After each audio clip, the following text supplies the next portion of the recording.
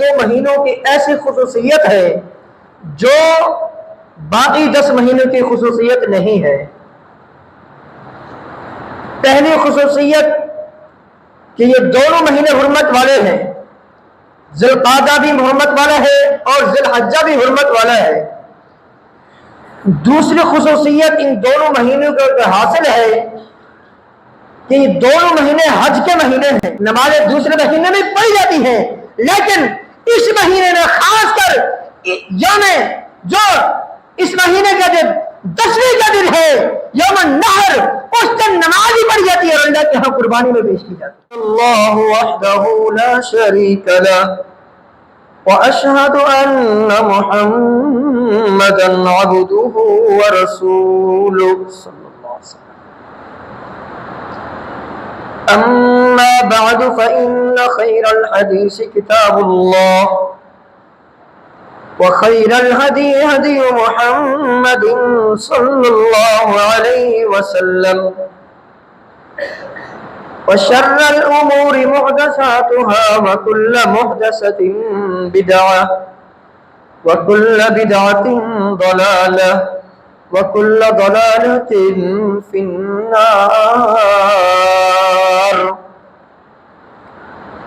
अल्लाहुम्मा सल्लि अला मुहम्मदिन व अला आलि मुहम्मदिन कमा सल्लैता अला इब्राहीम व अला आलि इब्राहीम इन्नका हमीदुम मजीद।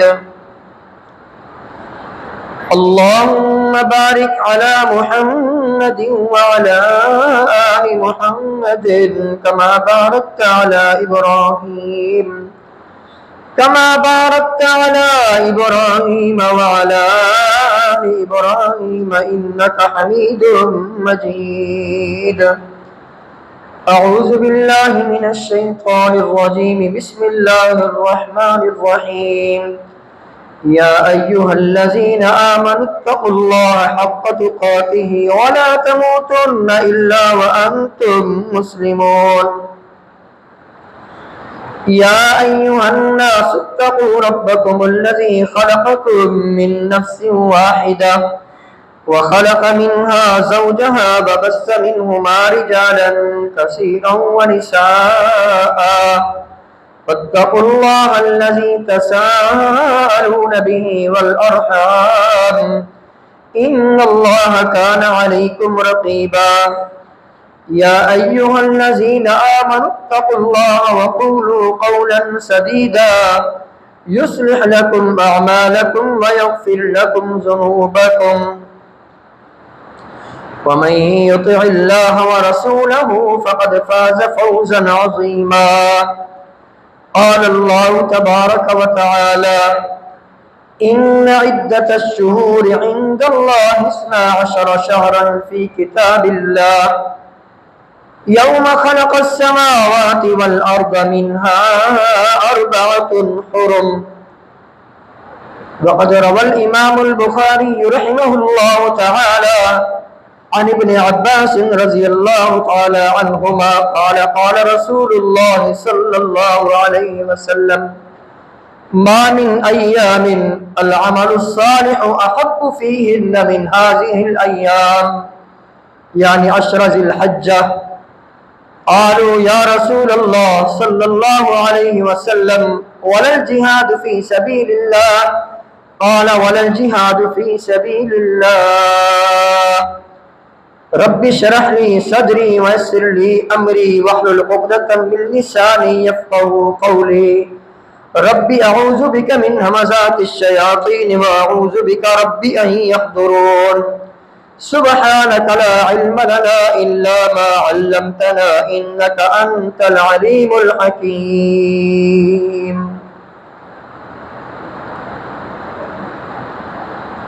अल्लाह ताला ने अपने मुक़द्दस कलाम में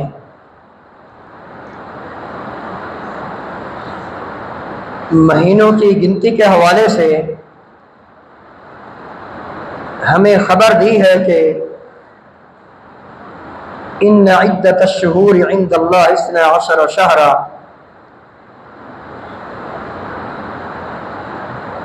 اللہ تعالیٰ کے نزدیک مہینوں کی گنتی 12 ہے، یعنی 12 مہینے ہیں۔ فرمایا منہا اربعۃ حرم، ان 12 مہینوں میں سے 4 مہینے حرمت والے ہیں، ذی القعدہ، ذی الحج، محرم اور رجب۔ عام طور پر 12 مہینوں کے حوالے سے اور خاص طور پر ان 4 مہینوں کے حوالے سے فرمایا فَلَا تَظْلِمُوا فِيهِنَّ أَنفُسَكُمْ، کہ ان مہینوں میں اپنی جانوں پر ظلم مت کرو، نہ کسی اور پر ظلم کرو، نہ خود گناہ کر کے، نہ فرمانیاں کر کے اپنی جانوں پر ظلم کرو۔ ذَلِكَ الدِّينُ الْقَيِّمُ، یہ درست دین ہے۔ انہی مہینوں میں سے ذی القعدہ جو کہ حج کا مہینہ بھی ہے اور محرم حرمت والا مہینہ بھی ہے، حرمت والے مہینوں میں سے یہ مہینہ پہلا ہے، اس کے بعد ذی الحج ہے، پھر محرم ہے، پھر رجب ہے۔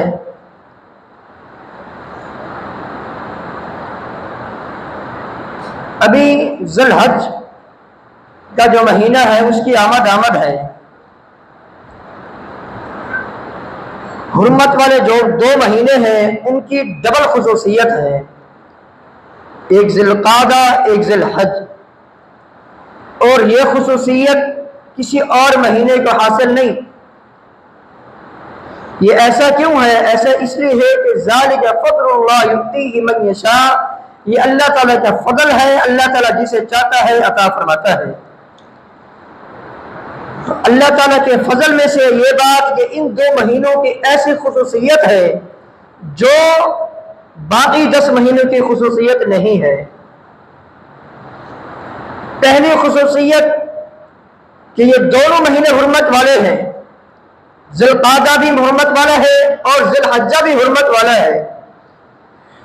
دوسری خصوصیت ان دونوں مہینوں کو حاصل ہے کہ یہ دونوں مہینے حج کے مہینے ہیں، حج کے 3 مہینے ہیں، شوال، ذی القعدہ اور ذی الحج۔ اب یہاں سوال پیدا ہوتا ہے، حج تو صرف 1 مہینے میں ہوتا ہے، وہ بھی اس کے ابتدائی 10، 12، 13 دنوں میں، شوال کو حج کا مہینہ کیوں کہا گیا؟ ذی القعدہ کو حج کا مہینہ کیوں کہا گیا؟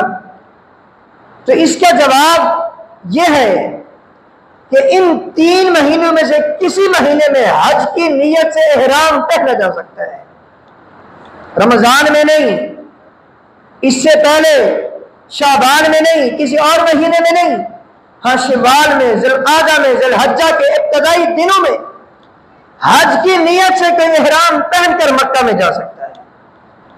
یہ مطلب ہے کہ یہ 3 مہینے حج کے مہینے ہیں۔ اگر کوئی بندہ شوال کے شروع میں جاتا ہے، وہ حج کی نیت سے جاتا ہے، وہ جاتے ہی وہاں پر عمرہ کرے گا، عمرہ کر کے پھر 8 ذی الحج کو وہ احرام پہنے گا، دوبارہ حج کرے گا۔ اس حج کو حج تمتع کہا جاتا ہے، عام طور پر یہی حج ہوتا ہے۔ تو جو بھی حج تمتع کرنے والا ہے وہ شوال کے مہینے میں احرام پہنے، اس کی مرضی، ذی القعدہ کے مہینے میں احرام پہنے، اس کی مرضی، حج کی نیت سے۔ تو اس وجہ سے ان 3 مہینوں کو حج کے مہینے کہا گیا۔ ابھی جو مہینہ شروع ہونے کو ہے وہ ذی الحجہ کا مہینہ ہے۔ اس مہینے کے ابتدائی 10 دنوں کی بڑی فضیلت ہے۔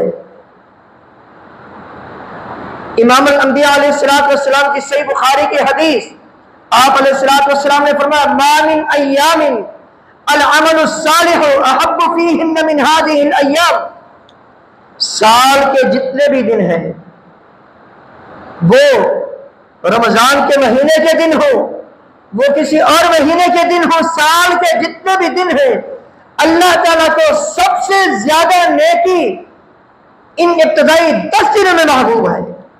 سب سے پسندیدہ، سب سے محبوب ترین دن، دنیا کے سب سے افضل ترین دن، دنیا کے سب سے بڑے دن یہ آنے والے ہیں۔ یہی ابتدائی 10 دن ہیں۔ ان مہینوں کی قدر کیجئے۔ ان مہینوں میں خاص کر گناہوں سے کلی طور پر بچیے۔ ویسے تو ہر وقت گناہ سے بچنا ہے، لیکن خاص کر ان ابتدائی 10 دنوں میں اپنے آپ کو گناہوں سے دور رکھیے اور سچی توبہ کیجئے، اللہ تعالیٰ کی طرف رجوع کیجئے۔ یہ وہ 10 دن ہے۔ ان 10 دنوں کے حوالے سے نبی کریم صلی اللہ علیہ وسلم نے فرمایا کہ ان دنوں میں کثرت سے لا الہ الا اللہ پڑھا کرو، اللہ اکبر پڑھا کرو، اللہ کا ذکر کیا کرو، الحمدللہ پڑھا کرو۔ فَأَكْثِرُوا فِيهِنَّ مِنَ التَّهْلِيلِ وَالتَّحْمِيدِ وَالتَّكْبِيرِ۔ تو یہ اللہ تعالیٰ کا ذکر کرنے والے دن ہیں، ان کی آمد ہے۔ سلف صالحین رحمہم اللہ تعالی ان دنوں کی بڑی قدر کیا کرتے تھے۔ اب یہاں ایک سوال اور پیدا ہوتا ہے، جو سوال علماء نے اٹھایا ہے پھر اس کے جواب بھی دیے ہیں۔ سوال یہ ہے، رمضان مبارک کے رمضان مبارک کا جو آخری عشرہ ہے وہ 10 دن افضل ہے یا ذی الحجہ کے ابتدائی عشرہ یہ افضل ہے؟ کیونکہ دونوں طرح کے دلائل موجود ہیں۔ علماء نے جو تطبیق دی ہے اس کا خلاصہ یہ ہے، اگر راتوں کو مد نظر رکھا جائے، شب قدر کی وجہ سے رمضان مبارک کے عشرہ کی جو آخری راتیں ہیں، عشرہ کی جو راتیں ہیں وہ راتیں افضل ہیں۔ کیوں؟ اس وجہ سے کہ ان راتوں میں شب قدر آنے کو ہے۔ شب قدر کی وجہ سے رمضان مبارک کے آخری عشرہ کی 10 راتیں افضل ہیں۔ اور جہاں تک بات کی جائے دنوں کی، یوم عرفہ کی وجہ سے ابتدائی 10 دن افضل ہیں۔ کیوں؟ اس وجہ سے کہ ان 10 دنوں میں، ذی الحجہ کے 10 دنوں میں یوم عرفہ آ رہا ہے، اور یوم عرفہ کی اتنی بڑی فضیلت ہے۔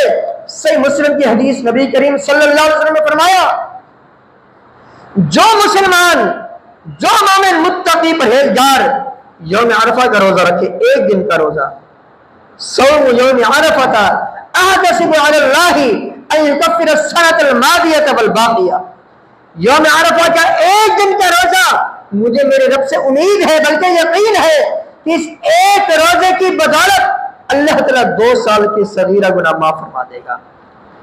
ایک گزشتہ سال اور دوسرا آنے والا سال، ایک سال کے پیشگی گناہ معاف ہو رہے ہیں، اور یہ فضیلت صرف اور صرف یوم عرفہ کو حاصل ہے، کسی اور دن کو یہ فضیلت حاصل نہیں۔ ایک اور فضیلت نبی کریم صلی اللہ علیہ وسلم نے فرمایا اسی دن کے حوالے سے، سال کے جتنے بھی دن ہیں، جتنے دنوں میں، جتنی راتوں میں اللہ تعالیٰ کی خاص مہربانی سے مومنوں کی گردنیں آزاد ہوتی ہیں، سال بھر میں جتنے لوگوں کی گردنیں آزاد ہوتی ہیں ان کی تعداد ایک طرف، ایک یوم عرفہ ایک ایسا دن ہے سب سے زیادہ اس دن اللہ تعالیٰ مومنین کی گردنیں جہنم سے آزاد کرتا ہے، یہ ایک ہی دن ہے۔ اور پھر نبی کریم صلی اللہ علیہ وسلم نے اسی دن کے حوالے سے فرمایا، جب لوگ عرفہ کے مقام پر جا کر حجاج کرام اللہ تعالیٰ ہمیں بار بار اپنے گھر کی زیارت کرائے، بار بار اللہ تعالیٰ ہمیں اپنے گھر میں لے جائے، عمرہ کرنے کی، حج کرنے کی توفیق عطا فرمائے۔ فرمایا اس وقت جو حجاج کرام وہاں رو کر کی گرا کر اللہ تعالیٰ سے دعائیں کر رہے ہوتے ہیں اور کونوں میں چھپ چھپ کر رو رو کر آہوزاری کر رہے ہوتے ہیں، اللہ تعالیٰ فرشتوں سے کہتا ہے، اے فرشتوں دیکھو یہ وہی میرے بندے ہیں جن کے بارے میں تم نے کہا تھا کہ یہ خون بہیں گے، دیکھو آج پوری دنیا سے آئے ہوئے ہیں، یہاں کس لیے جمع ہے؟ شدت کی گرمی کی کوئی پرواہ نہیں، اتنی زیادہ گرمی ہوتی ہے ان کو کوئی پرواہ نہیں، صرف ایک ہی چیز کی پرواہ ہے، میں ان کا رب ان سے راضی ہو جاؤں۔ یہ ساری دنیا کے مسلمان، یہ لاکھوں کی تعداد میں، سب کا لباس ایک، اللہ اکبر، سب کی جگہ ایک، سب کی عبادت کا طریقہ طریقہ ایک، یہ پوری دنیا سے ایک ہی وقت میں ایک ہی دن میں آئے ہوئے مجھ سے دعائیں کر رہے ہیں، یہی وہ لوگ ہیں اے فرشتوں جن کے بارے میں تم کہا کرتے تھے یہ خون بہے گیا، آج دیکھ لو یہ مجھے راضی کرنے کی تجربے میں لگے ہوئے ہیں، اے فرشتوں تم گواہ ہو جاؤ، میں نے ان سب کی مغفرت فرما دی۔ یہ بڑی فضیلت والا دن ہے، بڑا عظیم دن ہے، اس دن کی قدر کیجئے۔ اب یہاں ایک اور سوال پیدا ہوتا ہے کہ ہم نے روزہ کب رکھنا ہے؟ اس کا جواب یہی ہے جس لحاظ سے، جس اعتبار سے ہم نے عید منانی ہے روزہ بھی اسی اعتبار سے رکھنا ہے۔ عید ہم اپنے لحاظ سے مناتے ہیں، یوم عاشوراء کب ہے؟ اگلا دن ہے، یہ 10 ذی الحج کا دن کب ہے؟ وہ اگلا دن ہے، اگلا دن عید منانی ہے، تو اس کا مطلب کیا ہے؟ اس سے پہلے جو دن ہے اس دن روزہ رکھنا ہے، 9 ذی الحجہ کا روزہ رکھنا ہے۔ جیسے ہم چاند ہی کے اعتبار سے عید الفطر مناتے ہیں، روزہ رکھتے ہیں، بھی اسی طرح یہ روزہ بھی اسی دن رکھنا ہے، 9 ذی الحجہ کو روزہ رکھنا ہے۔ اگر یہ کہا جائے کہ نہیں اس وقت روزہ رکھنا ہے جب حجاج اکرام وہاں پہنچے ہوتے ہیں، اس وقت تو بعض ملکوں میں رات ہوتی ہے، جیسے امریکہ ہے وہاں رات ہوتی ہے، اس کا مطلب وہ لوگ یہ روزہ نہیں رکھ سکتے، نہیں، یہ ہمارا دین پوری انسانیت کے لیے ہے اور پوری دنیا کے لیے ہے، تو لہذا روزہ بھی 9 ذی الحجہ کا رکھنا ہے۔ بہرحال ابتدائی یہ جو اس کے 10 دن ہیں اس اشرا کے، ان دنوں میں کثرت سے قرآن پاک کی تلاوت کیجیے، استغفار کیجیے اور خاص کر اللہ کا ذکر کیجیے۔ یاد رکھیے اللہ کے ذکر کی اتنی بڑی فضیلت ہے، اتنی بڑی فضیلت ہے جو ہمارے وہم گمان میں نہیں۔ مثلا اللہ تعالیٰ کا فرمان یا ایھا الذین آمنوا اذکروا اللہ ذکرا کثیرا، اے لوگوں اللہ کا ذکر کثرت سے کیا کرو۔ اللہ فائدہ کیا ہوگا؟ کیا فائدہ ہوگا؟ فاذکرونی اذکرکم، تم مجھے یاد کرو میں تمہیں یاد کروں گا۔ اس سے بڑھ کر کے سعادت مند ہے جس کو اللہ یاد کرے، اللہ تعالیٰ جس کا نام لے، جو ملک العلام ہے، جو پوری انسانیت کا بادشاہ ہے، جو الہ العالمین ہے، جو پوری مخلوقات کا رب ہے، ساری مخلوقات کا پروردگار ہے، وہ رب جس کا تذکرہ کرے، جس کا نام لے، بتائیے اس سے بڑھ کر کے سعادت مند ہو سکتا ہے؟ قطعا نہیں۔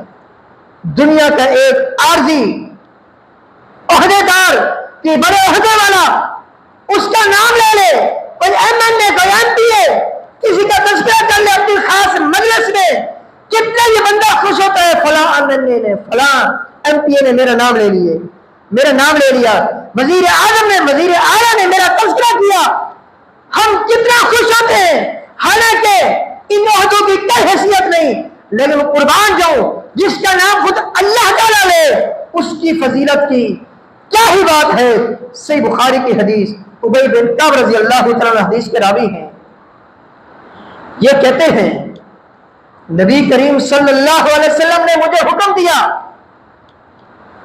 اے ابی رضی اللہ تعالیٰ عنہ، مجھے میرے رب نے حکم دیا ہے کہ لم یکن الذین کفروا، تمہیں میں سناؤں بلکہ تم مجھے سنو اور میں سنو۔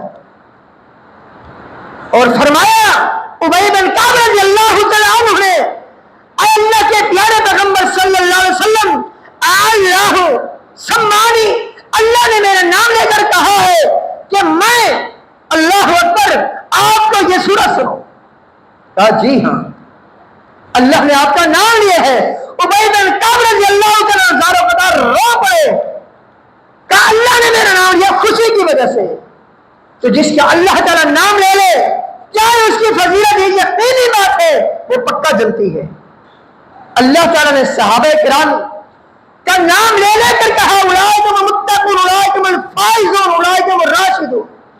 پوری امت کے علماء کے اس بات پر اتفاق ہے کہ تمام کے تمام صحابہ جنتی ہیں۔ جنتی کیوں ہے؟ کس لیے ہے؟ اللہ تعالیٰ نے خود ان کے بارے میں کہا رضی اللہ عنہم ورضوا عنہ۔ تو آئیے اللہ کے ذکر کرنے والے دن آ رہے ہیں، ان دنوں میں کثرت سے اپنے رب کو یاد کیجئے، اور قرآن پاک کی تلاوت کیجئے. علماء کرام نے یہ بات صراحتاً بیان فرمائی ہے. 4 بڑی بڑی عبادات کی وجہ سے ان دنوں کو فضیلت حاصل ہے اور اس مہینے کو فضیلت حاصل ہے کہ اس مہینے کے ابتدائی 10 دن دنیا کے تمام دنوں سے افضل ہے، عرفہ ہے، بہتر ہے، اعلیٰ ہے، اور ان دنوں میں کیا جانے والا عمل اللہ کو سب سے زیادہ محبوب ہے. اس وجہ سے کہ اس مہینے میں خاص کر 4 عبادات کے کام ہوتے ہیں. نمبر 1، اس مہینے میں روزہ رکھا جاتا ہے. نبی کریم صلی اللہ علیہ وسلم اس مہینے کے ابتدائی 9 دنوں کے روزے رکھا کرتے تھے. اگر اللہ تعالی نے ہمت دی ہے، توفیق دی ہے، ابتدائی 9 دنوں کے روزے رکھیے، نہیں تو کم از کم یوم عرفہ کا روزہ رکھیے. ایک کام اس مہینے میں جو ہوتا ہے خصوصیت کے ساتھ، وہ صدقات و خیرات کے اہتمام ہوتے ہیں، وہ بھی اسی مہینے میں ہوتا ہے.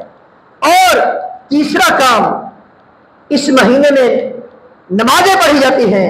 نمازیں دوسرے مہینے میں پڑھی جاتی ہیں، لیکن اس مہینے میں خاص کر یوم جو اس مہینے کا جو 10ویں کا دن ہے، یوم النحر، اس دن نماز ہی پڑھی جاتی ہے اور اللہ کے ہاں قربانی میں پیش کی جاتی ہے.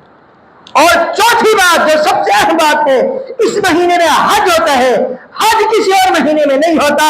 لہذا ان 4 عبادات کی وجہ سے اللہ تعالیٰ نے اس مہینے کو بڑی بڑی خصوصیات سے نوازا ہے. وہ خصوصیات، وہ برکات، وہ اچھائیاں جو کسی اور مہینے میں، جو برتری، جو فضیلت، جو رفت اس مہینے کو حاصل ہے، وہ کسی اور مہینے میں نہیں. تو آئیے اس مہینے کے ابتدائی 10 دنوں میں اللہ کا ذکر کیجئے، نوافل کا اہتمام کیجئے، قرآن پاک کی تلاوت کیجئے. اور اگر کسی نے قربانی کرنی ہے تو قربانی کرنے والے کو یہ بات اچھی طرح سمجھ لینی چاہیے کہ قربانی سے پہلے 3 باتیں اس کے اندر ہونی چاہیے. پہلی چیز، قربانی کرنے والا موحد ہو، مشرک نہ ہو، کیونکہ جو شرک کرے گا اس کا کوئی عمل قابل قبول نہیں. ان صلاتی و نسکی و محیای و مماتی للہ رب العالمین لا شریک لہ وبذالک امرت وانا اول المسلمین. میری نماز، اسی طرح میری قربانی، میری زندگی، میری موت سب اللہ کے لیے ہے. لا شریک لہ، اللہ کا کوئی شریک نہیں، نہ اس کی عبادات میں، نہ اس کی صفات میں، نہ اس کی عبودیت میں، نہ ربوبیت میں، اس کا کوئی شریک نہیں. وہ تنہا ہے، وہ اکیلا ہے. الہکم الہ واحد، تمہارا معبود برک ایک الہ ہے، اس کے علاوہ کوئی الہ نہیں. قربانی کرنے والے کا یہ عقیدہ ہو کہ پوری زندگی اس کی توحید پر ہو، اور پھر وہ کلمے کے ساتھ وفاداری کرنے والا ہو. کلمے کے ساتھ وفاداری کا مطلب کیا ہے؟ 8 چیزیں اس کے اندر موجود ہوں. کلمہ لا الہ الا اللہ محمد الرسول اللہ کے حوالے سے 8 باتیں اس کے اندر موجود ہوں، اس کے عقیدے کا حصہ ہوں. پہلی بات، اللہ کی توحید سے محبت ہو. پہلی چیز، اللہ کی توحید سے محبت ہو. دوسری چیز، جس قدر اللہ کی توحید سے محبت ہے بعینہ اسی طرح شرک سے نفرت ہو. دوسری چیز، موحدین سے محبت ہو، جو اللہ کی توحید والے ہیں، جو اہل سنت والجماعت کے مسلمان ہیں، اہل الحدیث ہیں، ان سے اللہ کی رضا کے لیے محبت ہو. اور نمبر 4، بعینہ اسی طرح اہل شرک سے، مشرکین سے نفرت ہو. یہ 4 چیزیں ہو گئی. دوسرا جو کلمے کا جز ہے محمد الرسول اللہ صلی اللہ علیہ وسلم، اس تعلق سے بھی ہر مسلمان میں 4 باتیں ہوں. نمبر 1، وہ پوری زندگی نبی کریم صلی اللہ علیہ وسلم کا فرما بردار ہو، متبع سنت ہو، سنت کے ساتھ اس کی محبت ہو، پوری زندگی سنت کے اپنے سینے کے ساتھ لگانے والا ہو. اور نمبر 2، جس طرح سنت سے محبت ہے بعینہ اسی طرح اس کی محبت ہو اہل سنت والجماعت سے. سنت سے محبت ہے، ٹھیک ہے، اہل سنت والجماعت سے جو متبعین سنت ہے ان سے بھی محبت ہو. اور نمبر 4، بعینہ اسی طرح جس طرح سنت سے محبت ہے بدعت سے نفرت ہو. اور بعینہ اسی طرح چوتھی بات، اہل بدعت سے نفرت ہو. یہ ساری باتیں جو ہیں یہ ایک مسلمان کے لیے ہونا ضروری ہے۔ توحید سے محبت، اہل توحید سے محبت، شرک سے نفرت، اہل شرک سے نفرت، اسی طرح سنت سے محبت اور بدعت سے نفرت، اہل سنت سے محبت، اہل بدعت سے نفرت ہو۔ یہ آج کی آج باتیں جس مسلمان کی ہوگی انشاءاللہ ثم انشاءاللہ وہ جنتی ہے۔ یہی کلمے کا مفہوم ہے، یہی کلمے کا مطلب ہے۔ قربانی کرنے والے کو چاہیے کہ یہ ساری بات اس کے اندر موجود ہو۔ نمبر 2، اس کے دل میں اخلاص ہو، ریاکاری نہ ہو۔ اگر ریاکاری ہو کہ اس کا عمل قابل قبول نہیں، لن ينال الله لحومها ولا دماؤها ولكن يناله التقوى منكم، اللہ تعالیٰ کا فرمان، اللہ تعالیٰ کو تمہاری قربانی کا گوشت نہیں پہنچتا، خون نہیں پہنچتا، ولكن يناله التقوى منكم، لیکن تمہارے دل کے اخلاص اللہ کو پہنچتا ہے۔ اور نبی کریم صلی اللہ علیہ وسلم کا فرمان، ان اللہ لا ينظر الى صورکم ولا الى اموالکم ولكن ينظر الى قلوبکم واعمالکم، اللہ تعالیٰ تمہاری خوبصورتی کو نہیں دیکھتا، تمہارے مالوں کو نہیں دیکھتا، بلکہ اللہ تعالیٰ اعمال میں اس چیز کا دیکھتے ہیں کہ اس عمل میں میرے پیارے پیغمبر صلی اللہ علیہ وسلم کی محبت کی خوشبو، آپ کی اتباع کی خوشبو ہے یا نہیں، آپ کی پیروی ہے یا نہیں۔ اور دوسرے نمبر پر جو دیکھتے ہیں تمہارے دلوں کو دیکھتے ہیں، تمہارے دلوں میں اخلاص ہے یا نہیں۔ تو ہمیں چاہیے اگر قربانیاں کرنی ہے، بلکہ ہر کام میں، ہر عمل میں، اس آنے والے اشرا میں کی جانے والی ہر نیکی میں نیت کو خالص کر لیجئے۔ نبی کریم صلی اللہ علیہ وسلم کی صحیح بخاری سے مسلم کی حدیث، انما الاعمال بالنیات وانما لکل امرئ ما نوى، ہر شخص کو وہی کچھ ملے گا جس کی اس نے نیت کی۔ اعمال کا دار و مدار نیتوں کے ساتھ ہے۔ تو آئیے اپنی اصلاح کی طرف توجہ کیجیے۔ کتنے بجے نماز؟ آئیے کوشش کیجیے، اپنی اصلاح کی طرف توجہ دیجیے۔ اس حوالے سے جو ہم میں کمی کوتاہی ہے اس کمی کوتاہی کا ازالہ کرنے کی کوشش کیجیے۔ تیسری چیز، وہ بندہ جو قربانی کرنے والے ہے، جو چیز اس کے لیے ضروری ہے اس کا مال حلال کا ہو۔ یاد رکھیے، اگر کسی نے ایک لقمہ حرام کا کھایا، وہ لقمہ اس کے جسم کا حصہ بن گیا، اس کی خوراک بن گیا، تو جسم کا جو حصہ حرام لقمہ سے پلا وہ جہنم کا ایندھن بنے گا۔ اور یاد رکھیے، جب تک رزق حلال نہیں اس وقت تک نہ دعائیں قبول ہیں نہ کوئی نیکی قبول ہے۔ صحیح مسلم کی حدیث، نبی کریم صلی اللہ علیہ وسلم نے فرمایا، ان اللہ طیب لا يقبل الا طیبا، اللہ تعالیٰ پاک ہے، ہر قسم کے عیب سے پاک ہے، ہر نقص سے پاک ہے، ہر شراکت سے پاک ہے، اور لا يقبل الا طیبا، اللہ تعالیٰ پاک مال کو قبول فرماتا ہے۔ اور پھر فرمایا نبی کریم صلی اللہ علیہ وسلم نے، جو حکم اللہ تعالیٰ نے انبیاء علیہ السلام کو دیا وہی حکم اللہ تعالیٰ نے اپنے بندوں کو دیا۔ انبیاء علیہ السلام کو یہ حکم دیا، یا ایھا الرسل کلوا من الطیبات واعملوا صالحا، اے رسولوں کی جماعت نیک عمل کرو اور حلال رزق کھاؤ۔ اہل ایمان سے کہا، یا ایھا الذین آمنوا کلوا من طیبات ما رزقناکم واشکروا للہ، ایمان والو اس چیز میں سے کھاؤ جو حلال ہے اور اللہ کا شکر ادا کرو۔ اس میں علماء نے یہ نقطہ نکالا ہے، اگر کوئی مسلمان یہ چاہتا ہے مجھے عبادت کی توفیق ملے، نیکی کرنے کی توفیق ملے، میری اولاد میری مستقبل میں فرما بردار بنے، میری اولاد نیک بنے، میں نیک بنوں، میری بیوی نیک بنے، میرے بیوی بچے میرا کنبہ قبیلہ نیک بنے، اگر یہ چاہتے ہیں یقیناً میری اور آپ کی سب کی یہ چاہت ہے کہ ہمیں نیکی کی توفیق ملے، ہم برائی سے بچیں، ہماری اولاد نیک بنے، ہماری فیملی کے افراد سب نیک بنے۔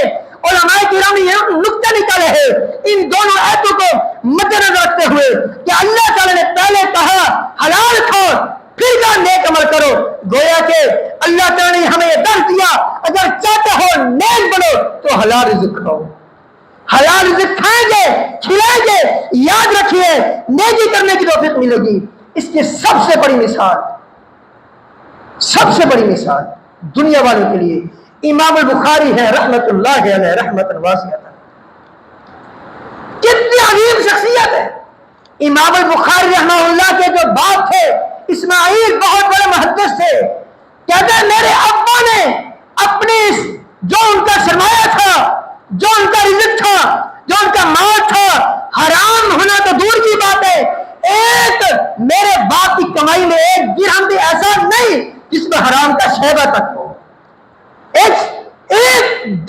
ایسا نہیں. کوئی ماں کا لالا ایسا کہہ سکتا ہے, اتنی بڑی گارنٹی دے سکتا ہے کہ میرے اس پورے مال میں ایک رائے کے دانے کے برابر ایسا نہیں جس میں حرام کا شعبہ تک نہیں.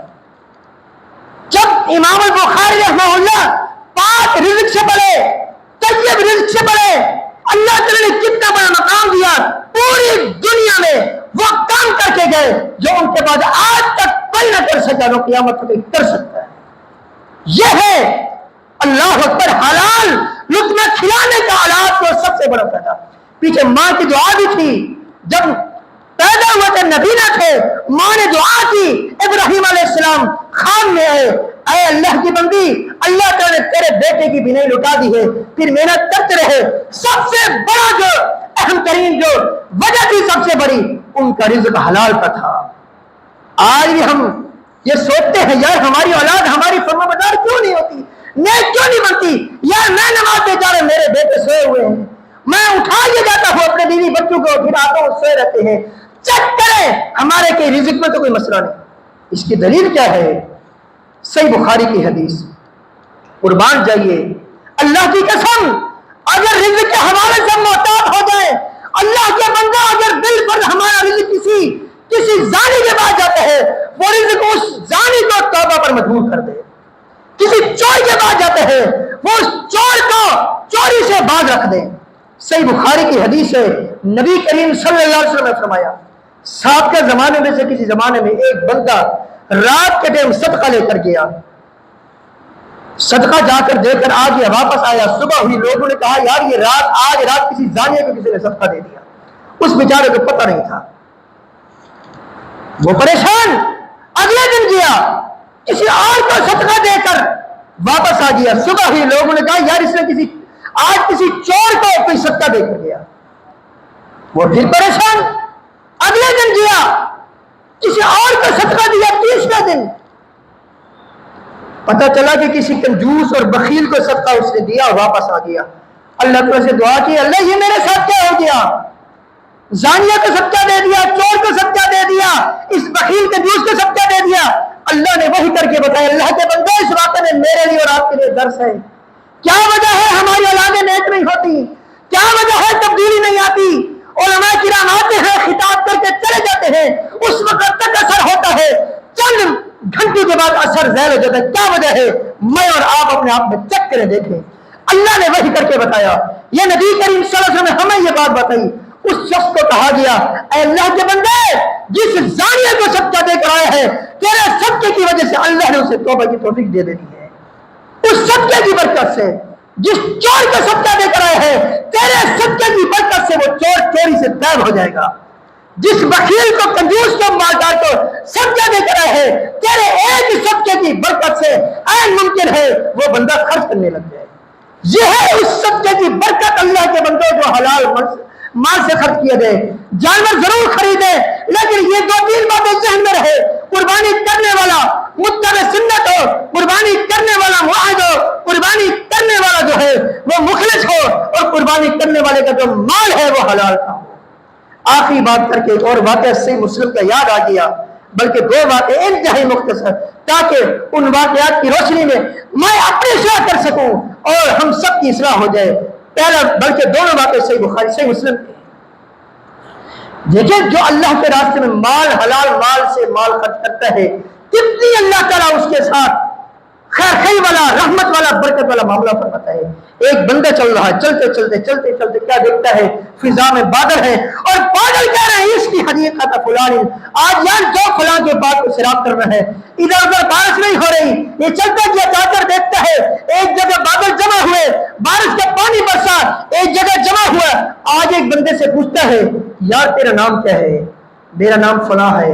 او اللہ کے بندے, آج تو میں نے بادلوں میں تیری نام کی گونج سنی ہے, آواز سنی ہے, بادلوں سے تیری آواز آ رہی ہے, تیرے نام لیا جا رہا ہے, آج تیرے بات کو سراپ کرنا ہے, مجھے بتا تو کرتا کیا ہے. یہ بندے نے دیکھا ادھر ادھر بارش نہیں ہو رہی, بارش جو جتنی بھی ہو رہی ہے ایک قطرہ ادھر کو نہیں جا رہا, سب باغ کا جو پانی ہے بارش کا وہ سارے اس باغ میں جا رہا ہے. یہ کہتے پوچھتے ہو تو میں بتا دیتا ہوں, اس باغ کے میں 3 حصے کرتا ہوں. یقیناً وہ باغ وہ حلال کمائی کا تھا, اور خرچ کرنے والا بھی حلال, کھانے والا, حلال کھلانے والا تعالیٰ کہ پوچھتے تو بتا دیتا ہوں، اس بات کے 3 حصے کرتا ہوں. ایک حصہ اپنے رب کو دیتا ہوں، غربا مساکین کے لیے خرچ کرتا ہوں، اپنے رب کے نام کا دیتا ہوں. دوسرا حصہ اپنے بیوی بچوں کے لیے لے جاتا ہوں. تیسرا حصہ اس بات کی دیکھ بھال میں لگاتا ہوں. اس نے کہا لگتا ہے یہی وجہ ہے جس وجہ سے آج بادلوں سے میں نے تیری آواز سنی ہے. اللہ کے بندوں، جیسے وہ مسلمان تھے ہم بھی وہی مسلمان ہیں. تبدیلیاں کیوں نہیں آتی؟ وجہ یہی ہے کہ اندر کا جو دل ہے اس دل کو درست کر لے. نبی کریم صلی اللہ علیہ وسلم کی صحیح بخاری کی حدیث، الا ان فی الجسد مضغۃ اذا صلحت صلح الجسد كله واذا فسدت فسد الجسد كله الا وهي القلب. انسان کے جسم میں گوشت کا ایک لوتھڑا ہے، ٹکڑا ہے، اگر وہ صحیح ہو جاتا ہے پورا انسان کا جسم صحیح کام کرتا ہے. فرما وہ دل ہے، اس دل میں اللہ کا ڈر ہو، اللہ کا خوف ہو، نافرمانی کی نفرت ہو، شرک کی، کفر کی، بدعت و خرافات کی نفرت ہو، اس کے برعکس توحید کی محبت ہو، اس دل میں اللہ کی فرما برداری کی، نیکی کی محبت ہو. انشاءاللہ ثم انشاءاللہ کامیابی ہی کامیابی ہے. اللہ تعالیٰ سے دعا ہے جو کچھ سنایا اس کے مطابق اللہ تعالیٰ ہم سب کو اپنے اصلاح کرنے کی توفیق عطا فرمائے. اللہ تعالیٰ سے دعا ہے اللہ تعالیٰ آنے والے دنوں کی ہمیں قدر کرنے کی توفیق عطا فرمائے. جو بھی نیکیاں کریں اللہ تعالیٰ وہ نیکیاں ہماری قبول فرمائے. استغفر اللہ لی ولکم ولسائر المسلمین.